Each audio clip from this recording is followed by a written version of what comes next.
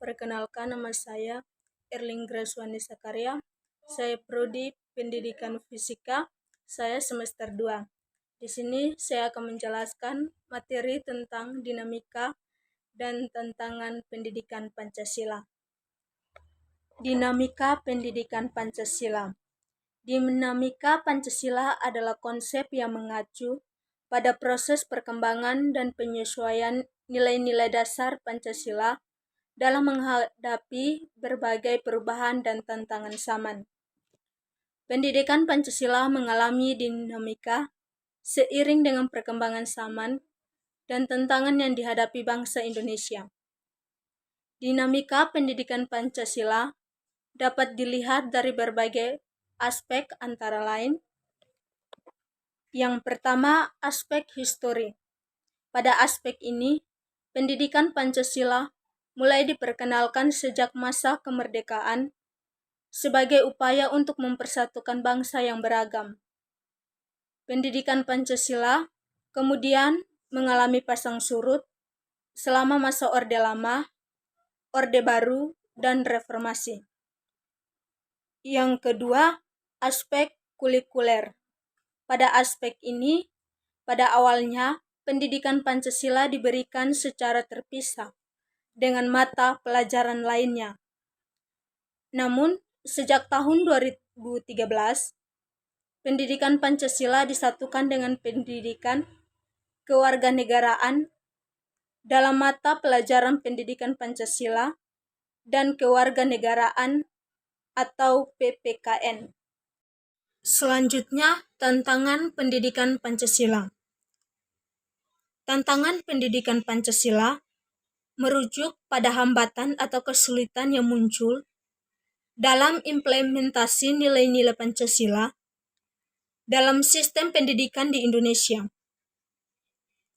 Pancasila adalah dasar filsafat negara Indonesia, dan pendidikan Pancasila bertujuan untuk membentuk karakter dan moral warga negara yang sesuai dengan nilai-nilai tersebut.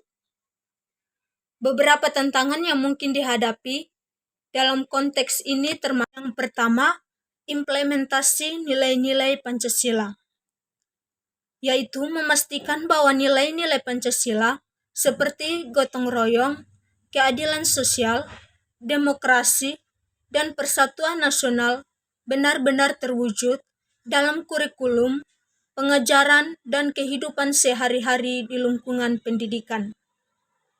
Yang kedua, kontekstualisasi nilai-nilai, yaitu menyesuaikan cara penyampaian nilai-nilai Pancasila agar sesuai dengan konteks zaman dan kebutuhan masyarakat modern tanpa menghilangkan esensi dan nilai-nilai aslinya.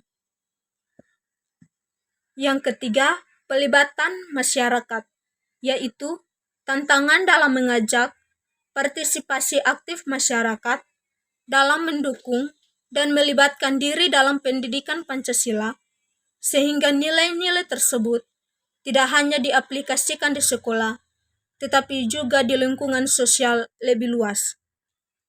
Yang keempat, konsistensi implementasi, yaitu menjaga konsistensi implementasi nilai-nilai Pancasila di semua tingkatan pendidikan, mulai dari tingkat dasar hingga tinggi, agar proses pendidikan benar-benar menciptakan warga negara yang mencintai dan mengamalkan nilai-nilai Pancasila. Yang kelima, pelatihan guru, yaitu memastikan bahwa para pendidik memiliki pemahaman yang mendalam tentang nilai-nilai Pancasila dan mentransfernya dengan baik kepada generasi muda. Yang keenam, evaluasi efektivitas, yaitu menyusun mekanisme evaluasi yang efektif untuk mengukur sejauh mana pendidikan Pancasila mencapai tujuan-tujuan yang telah ditetapkan.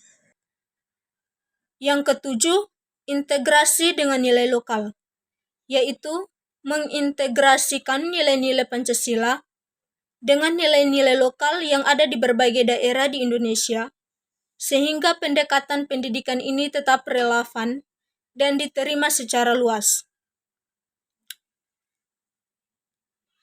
Dalam mengatasi tantangan-tantangan ini, memerlukan kerjasama antara pemerintah, lembaga pendidikan, masyarakat, dan pemangku kepentingan lainnya untuk memastikan bahwa pendidikan Pancasila tidak hanya menjadi formalitas, tetapi juga benar-benar menciptakan generasi yang berakar pada nilai-nilai luhur Pancasila.